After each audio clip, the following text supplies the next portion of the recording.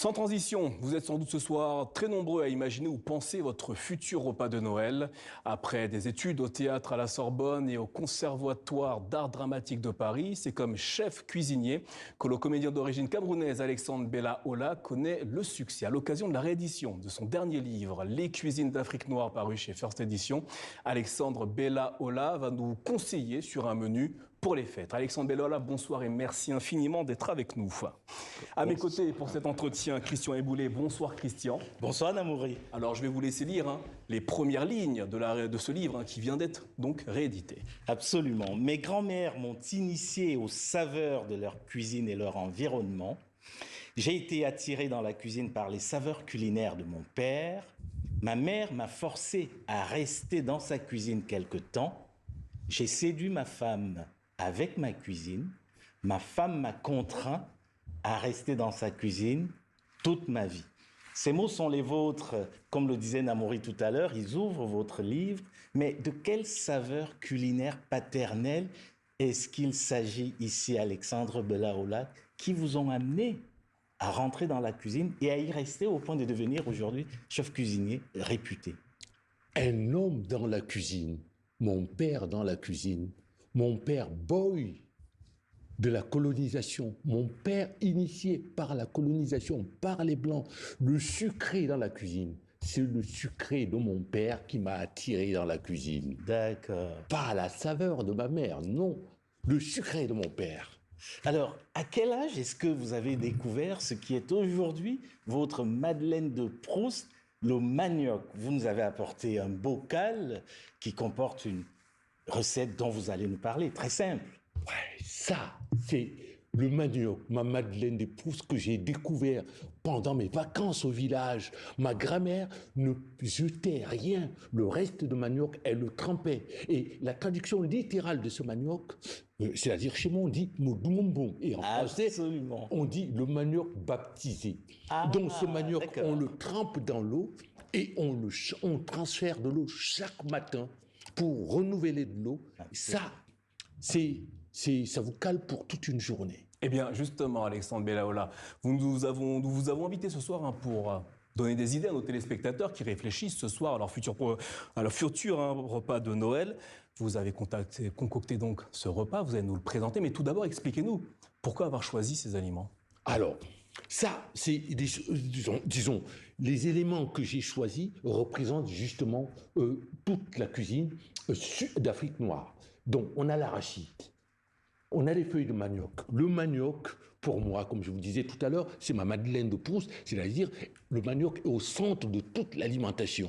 Donc, je vous propose un plat qui fédère toute l'Afrique.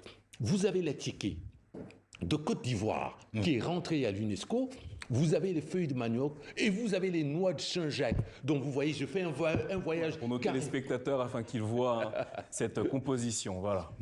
Donc là, on part de l'Afrique.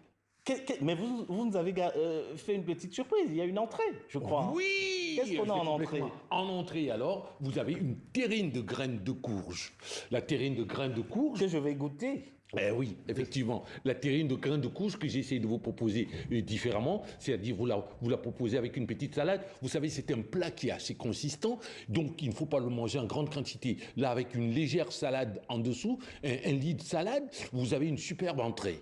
Donc, on l'appelle Nyamgong dans votre langue, c'est ça? Oui, et Goussi en Afrique de l'Ouest, Mbika chez les Congolais. Ça, c'est le Mbika, vous voyez, et Goussi dans toute l'Afrique de l'Ouest, et qu'on prépare des 1001 façons différentes. Là, je voulais proposer un terrine. Complètement. Alors justement, pour nos téléspectateurs, est-ce que c'est un menu qui est à la portée de toutes les bourses? Oh, là, il n'y a rien de plus simple que cela. La seule chose qui est chère, c'est le temps. Parce que pour faire la cuisine africaine, si on n'a pas le temps, c'est pas possible. Vous n'allez pas vous en sortir. Mais nous avons la chance au niveau de la diaspora. Parce que, effectivement, la plupart de ces produits arrivent déjà presque avancé, avec des aides ménagères. Vous allez trouver les feuilles de manioc qu'on vous propose déjà dans des petits paquets sous cellophane. Vous allez trouver, disons... On rappelle que vous nous proposez en fait un sakasaka à la noix de Saint-Jacques. Hein, c'est ça le plat ce soir. Plus cher, c'est la noix de Saint-Jacques, effectivement. Le plus cher, ce sera la noix de Saint-Jacques. Et là... Qu'on peut remplacer par ce qu'on veut. Oh oui, effectivement. Vous pouvez le remplacer par un saumon, vous pouvez le remplacer par un poulet, vous pouvez le remplacer par une dinde, la viande. Mais la seule chose, c'est qu'il faut se faire plaisir, trouver la fête. On est là pour faire la fête. Et la tchéké est à l'huile de palme. Très facile à faire. Très facile. Vous achetez la tchéké nature, vous prenez, vous assaisonnez avec à volonté, un peu d'huile par-dessus, tout simplement d'huile de palme, et puis c'est parti.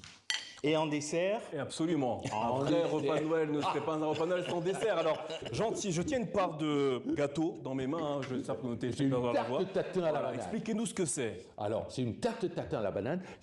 Donc, la tarte tatin, je sais que certains puristes vont se retourner parce que la tarte tatin, elle est absolument à la pomme. Mais là, c'est un clin d'œil, une tarte tatin à la banane que vous avez effectivement. Il n'y a rien de plus agréable que ça qui ressemble. C'est-à-dire, alors le caramel qui est dessus, que vous commencez déjà à nourrir vos feuilles avec.